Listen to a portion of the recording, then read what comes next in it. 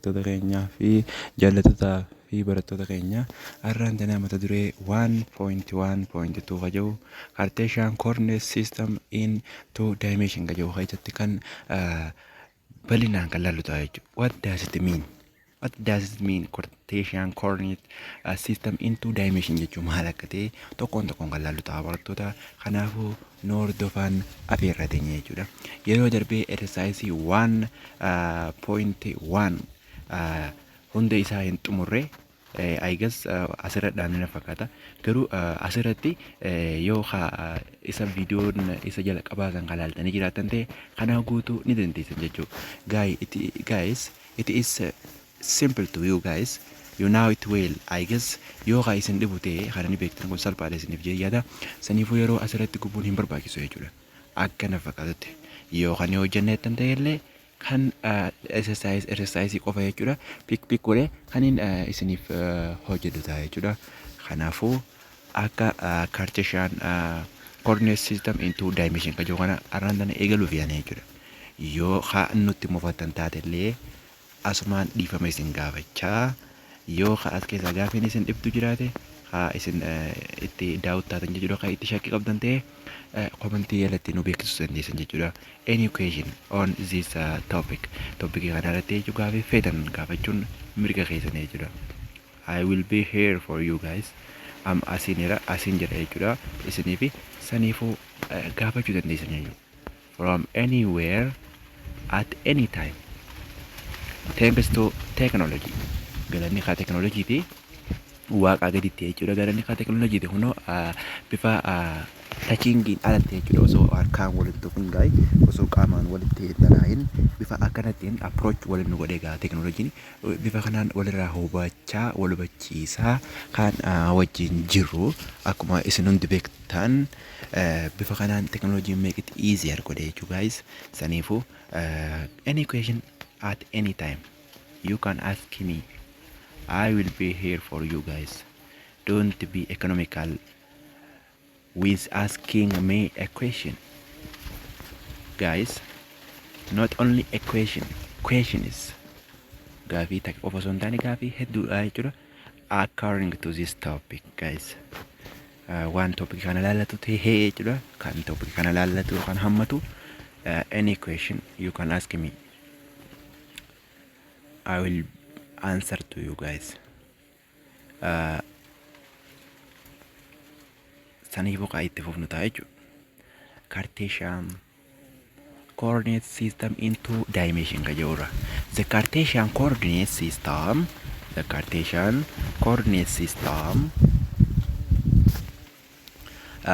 in two dimension although called rectangular coordinate system jennee yaamna jedhu takka maal jedhee two dimension although akkasuma yoo immoo jechuudha rectangular coordinate system jennee yaamna akkasitti pronounce isa goona jedhu is defined by ordered pair of particular line or axes. It has single unit of length for both axes and an orientation for each axis. The point where the axes meet is taken as the origin for both and used as turning point for each axis into a number line. Maal jedhee kanatti coordinate yookaan meet bakki isaan itti wal qunnaman san yoo gamanaanis ta'e jechuudha. Gamanaanis ta'e fakkeenyaaf amma asirratti kakaase kun amma asitti asiinis ta'e jechuudha. Asiinis ta'e asiin dhufee asiinis toora kanaan yoo ta'e jechuudha. Asiin dhufee toora kanaanis yoo ta'e wal hubannee barattoota. Amma kanuma asii kanaan nu qonname asitti amma fakkeenyaaf asitti meeqaa jira jennu asii waan maayinus waan jira jennu asitti ammoo tuudhaa jiraami asitti yoo miit kaa godhu ta'e wal miit kaa godhu ta'e koordineetiin godhu yoo kaa miit wal godhu kaa qunnamoo ta'e originiin asiitun originii yookaan immoo kan jalqabaa yookaan 0 irraa qabu jechuudha. Asii kun isaaf akka turning point itti lakkaa'amti. Turning point jechuun wanta naanna'inni isii tanarra jechuudha. Irra deddeebi'ee kan tokko asirra asumarraa kaa'ee fakkeenyaaf amma asirraa asitti amma sarara asii fi asiinis warqexa asiinis akkatti jechuudha asiin hanga asitti wal qixa. Wal hubannee barattoota asirraa kaasee hanga asittis wal qixa. Wal hubannaa barattoota. Wal hubannee asirraa kaasee asiin sadii mire asirraa yoo takkaan kaka'u ta'e takkaan asirraa kaka'u ta'e eksiin jechuudha. Waa irratti immoo lamiyyoo dhaabbate asii fi as jidduu wajjin wal qixa. Wal hubannee let me write it down to you guys. Kunoo akkana jechuudha. Asitti amma turning point jenne originii jennen tajalqabaa jechuudha 00 irraa ka'u jechuudha. Eksiinis 0 waayinis 0 jechuudha. 00 gahin asii ka'ee hanga asii deebi hanga tuqaatanaa jechuudha. Asii ammaas fakkeenyaaf amma asitti eksiin -1 yoo ta'e asitti -1 yoo ta'e waayin ammoo -2 asii yoo ta'e asii hanga asitti jechuudha. Asirraa ka'ee hanga asittii fi achii hanga achitti wal qixa jechuudha. Maaliif wal qixa ta'e jettan asiin lamaan tuqee bire asiin lamaan ka'e asitti sadiin dhufe asitti akkaan ka'eetini asitti meeqaan dhufe asitti sadiin dhufe jechuudha. Yoo fakkeenyaaf asitti -2dhaan ka'e asitti -3dhaan yoo kaasne jechuudha wal qixa ta'a jechuudha. Asitti wal hubannee barattoota asiin as let me change it color asiin hanga asitti wal qixa asirraa kaasee jechuudha. Wal hubannee barattoota wal hubannee asirraa kaasee originii kanarraa kaasee hanga asitti originii kanarraa kaasee ammas hanga asitti jechuudha. Hanga asitti wal qixa. Kanaafuu attaasiituun akka turning point lakkaa'amteen asirraa ka'ee fakkeenyaaf yoo geengoote akkana bifa kanaan naannootti jechuudha. Akkasi bifa kanaan naannootti akka turning point lakkaa'amtee jechuudha. Wal hubannee kitaaba irratti akka ittiin barreessinaa gaabaa isa wayi kitaaba irratti akka ittiin barreessinaa kun sooftii kooppiidhaan kan qophaa'e asirraa ni dhaama jechuudha. Inni hoggaan akkana godhee amma ni dhaama jechuudha. Kan inni isin agarsiisu ta'a. Bifa kanaan irraa dhaamsa jechuudha. Saniifuu akka kitaaba irratti hin barreessine abdiin isirraa qaba. Saniifuu bifa kanaan irraa dhaamsa isin kitaaba keessatti ittiin barreessinaa jechuudha. Eegas atuun gootan isinuun gootan jedhee namatti adda garuun beekaatuma wal yaadachiisuudhaaf akka hin barreessine as kitaaba irratti jechuudha isiniif dhaama jechuudha. I'm so sorry yoo natti mufattanillee dhiifamaan isin gaafadha jechuudha. Okay.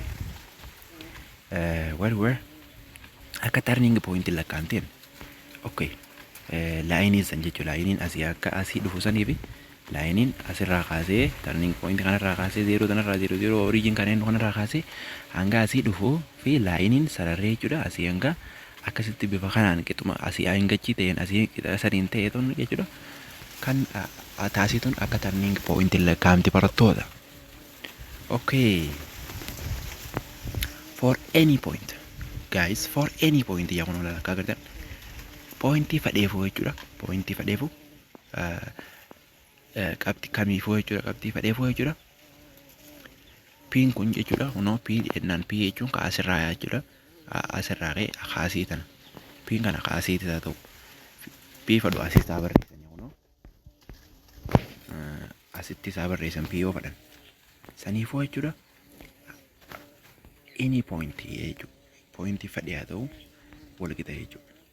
The line down through P perpendicular to each axis hojjedhaan walitti galuudha jedhe. Okay. And the position where it meets the kallattiin yookaan bakki isaan itti wal qunnaman san jechuudha. The axis is interpreted as a number. The two numbers in that chosen order are Cartesian coordinate of P and Cartesian coordinate of P jechuudha. No isaan kana jechuudha. Abscissa and ordinate kennu jechuudha. Abscissa and ordinate. Kana abscissa kun akkuma qalama diimaadhaan barreeffamee jiru kana asitti qalama kanaan barreeffame kun kana fakkaata jechuudha. Okay. The first and the second coordinate are called abscissa and ordinate of P. respectively. Wal duraa duubaan jechuusaati. Jalqabaatii fi lammaffaa bifa kanaan absaayis and ordinate kajoo. Absaayis kajoo asitti siin saayilentiidha jechuudha. As you know akkuma beektan siin saayilentiidha jechuudha. Okay, the point where the axis meet is called origin of coordinate system. Bakki point isaan itti axis ta'an jechuudha. Itti naanna'uu danda'an jechuudha. Itti turning itti deddeebi'uu danda'an jechuudha. Itti deddeebi'uu danda'an maal jennee yaamna jee bakki itti coordinate system origin coordinate system jechuudha mataa isheetti nabaan. Walubanne the coordinate are usually ja coordinating kun yeroo akkuma beekamu jechuudha yeroo hunda written as two numbers in parentheses lakkoofsa lama isaanis maaliin barreeffamanii hammattuu keessatti kan barreeffaman ta'edha. In that order ja order isaan keessatti separated by comma adda ba'an ja. As in this kana akkuma kana asitti agartan kanaan separated by comma kanaan adda ba'an ja. Isa qoodduu jennuun kana jechuudha. Thus aniifuu ja. Therefore jechuun ni dandeessan thus qajeeltu waan. Therefore as a result jechuun dandeessan. The origin has coordinate 0, 0 dha jechuudha. 0, 0 jechuudha. Yeroo qoodduu 0 kennu jechuudha.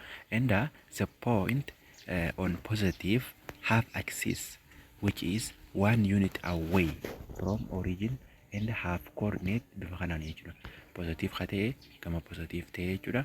Axis positive ta'e garuu takka origin irraa takka hafagaatu jechuudha. Positive half axis kayee kama tokko jechuusaati. Kama lachuutu jechuusaati mee kaddu.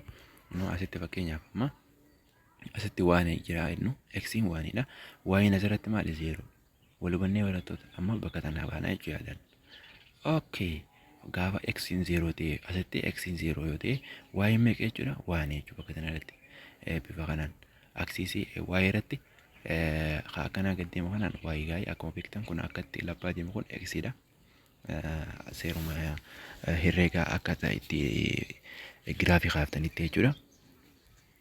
Waa'ee qarxii baratanii jirtan gaa'ee kutaa gadittiis akkasuma kutaa sagalittis baratanii jirtanii kunis ni faariyaa miti jechuudha. Kutaa saddeettis bal'ina laaltanii dhuftan. Kana abdiin isirraa qaba jechuudha. Akka isin hin shakkisiisne akka wal nu hin shakkisiisne akkasumallee abdiin isirraa qaba. Asitti waa'een keenya 0dha. X'n keenya 1dha. Asitti immoo waa'een keenya takka x'n keenya 0dha jechuudha. Walubannee nabdadha. Noota tanaatamee jechuudha waa'een x'n 0 waa'ee 1 kakanaati jechuudha bakka tana buutee kun. Kakanaatoo x'n 1 waa'een 0 kun as buutee jechuudha positive waan ta'eef. Walubannee barattoota. Walubannee yaada. In mathematics, physics, engineering, the first axis is usually defined or depicted as horizontal and oriented to the right. First axis in is jalqabaa jechuudha. Isa jalqabaa horizontal kennu jechuudha. And oriented to the right jechuudha. Innis karaa mirgatti kan barreeffamu jechuudha. The second axis is vertical kennuun and oriented to upward is oriented to upward. Kunis karaa olitti akka deemu jechuudha. Kana baana kana akkatti labbatti akka deema no karaa right jechuudha harka mirgatti akka deema. Kun immoo karaa upward vertical kennuun kun upward akkatti ol deema jechuudha. Akkuma akka xiyyaa akkatti ol deema jechuudha. Walubannee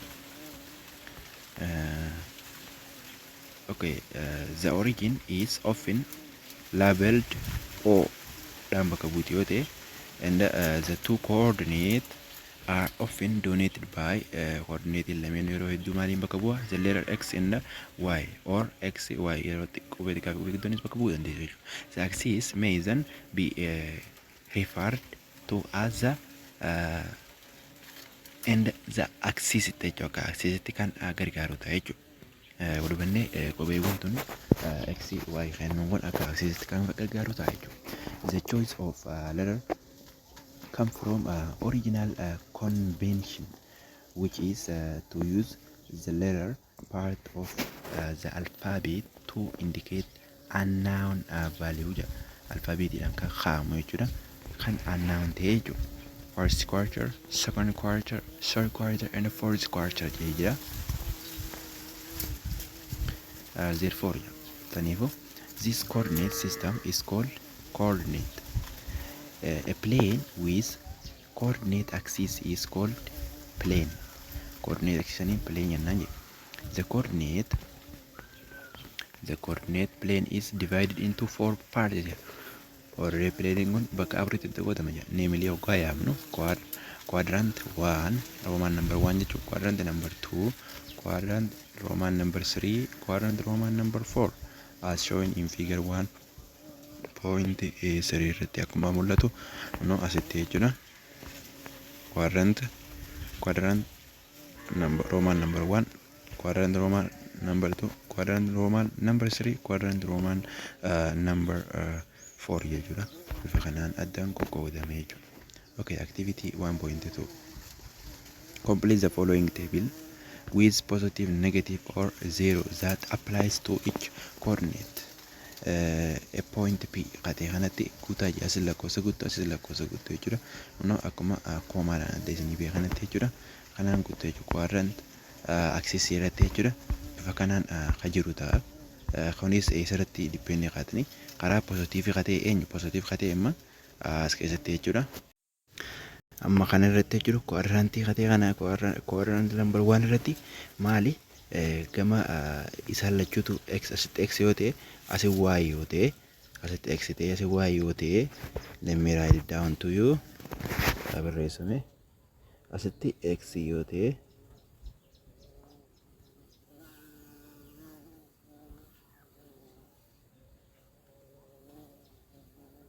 asitti x yoo ta'e asitti y yoo ta'e y axis jechuudha. Asitti y yoo ta'e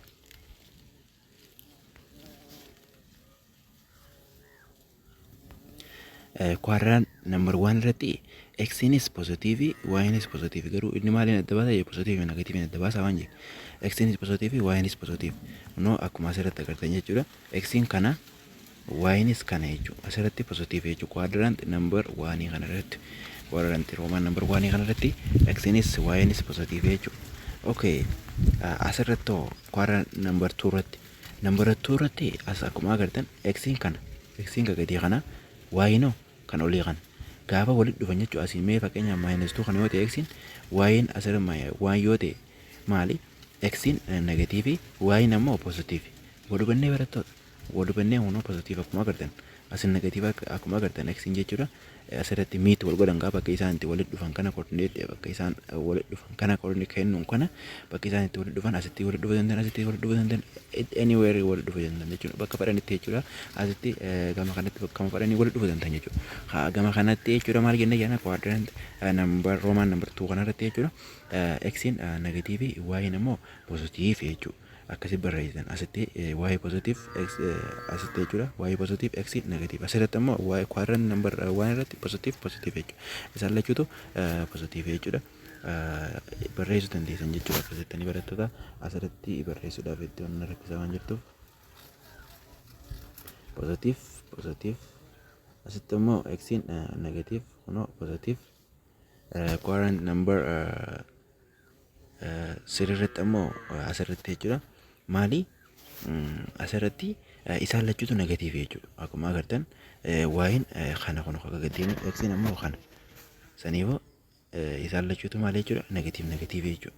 Asitti negative jechuun barreessan jechuudha. Negative number 4 irratti ammoo quadrant number 4 irratti akkuma agartan asittis y akka deemu kana x ammoo akka deemu kana y negative x ammoo positive jechuudha. Walhubannee jeeyyaata barattoota walhubannaa jeetiin abda dhalle akkasi barreessitu jechuudha. X positive y ammoo negative.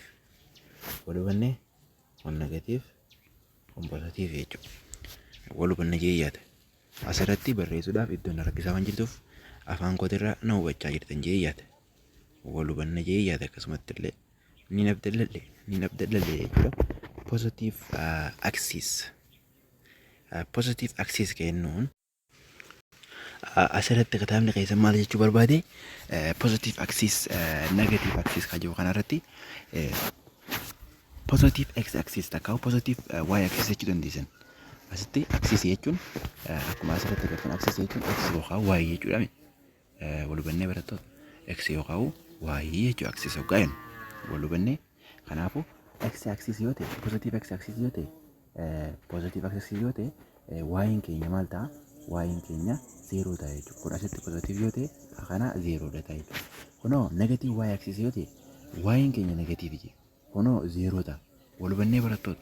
Wal hubannee barattoota. Wal hubannee jeen abdadda.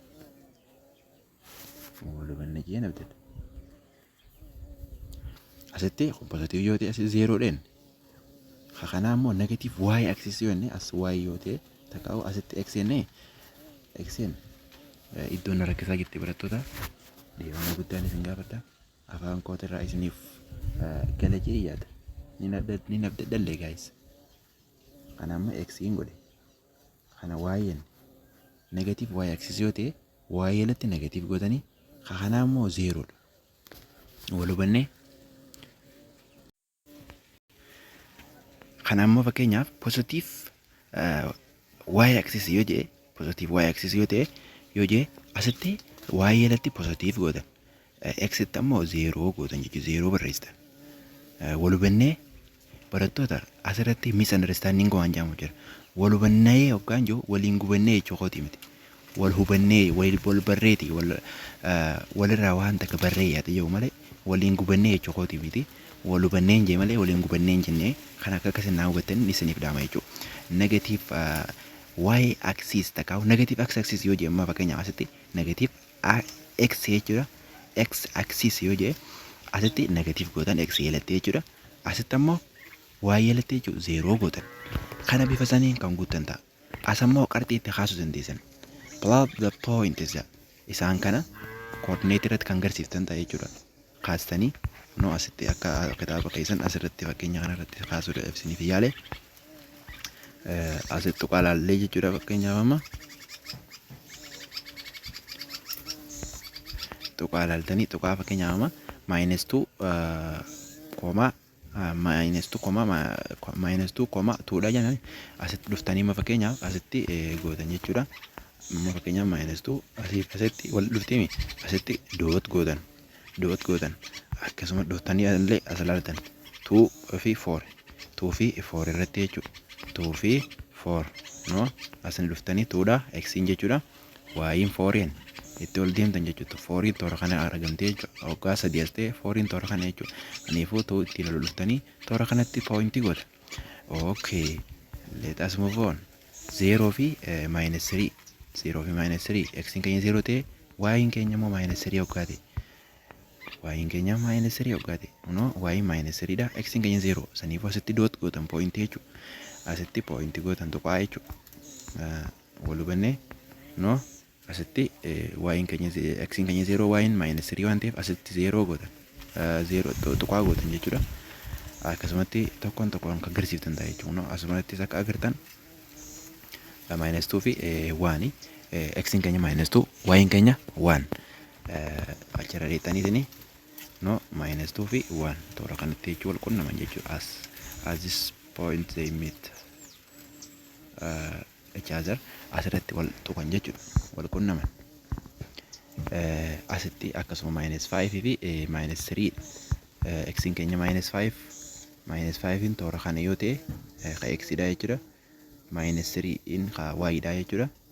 -3 immoo -2 denne -3 denne asirra dhuftan jechuudha. No asiin akkatti itti deeme x keenya -5 in toora kana yoo ta'e bifa kanaa wal dhufanii asirratti miituu godhan jechuudha. Achitti wal qunnaman jechuudha. Wal hubannee barattoota. Waliin gubannee wal hubannee. Okay. Let us move on. Haatti fufnu mee. A system in which the location of a point is given by coordinate that represent its distance from perpendicular line that intersect at a point called origin jennan. Bakki isaan itti wal qunnaman perpendicularii tan walitti galoo bakki ta'an bakka jiran sanirraa pointii sanirraa bakki itti walitti galoo ta'an bakki itti wal qunnama walitti galoo jiran origin jennaan akkuma jalqaba irratti kaasuuf yaala turre. A certain coordinate system in a plane has two perpendicular line. Isaanis walitti galoo lama qaban jedhe. Eenyuuf eenyu z axis fi y axis kan jiru. Walubannee barattoota walubannee kanaas asirratti ilaaluu dandeessan barattoota. Asirratti ilaaluu dandeessanii akkasumatti illee ilaaluu illee dandeenya.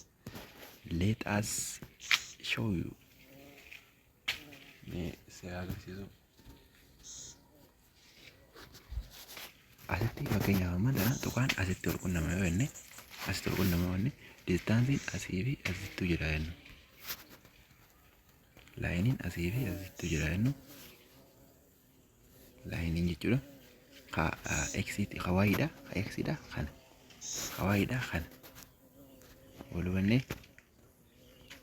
Walubannee amma imaajinarii laayinii kan nuun kun akkatti asiin dhufu kunii fi akkatti asiin akka dhufu kun waayii wajjin walitti galu perpendikulaaridha jechuudha. Digirii 90 uuman. Digirii 90 uumanii jechuudha. Akkatti imaajinarii laayin akkanaa kanaan jechuudha. Asiis x kanaa wajjin meeqa uumanii digirii 90 uuman. Akkanaa kana baana. Akkanaa kana baana jechuudha. Walitti galuu gaa'elnu bifa kana jechuudha.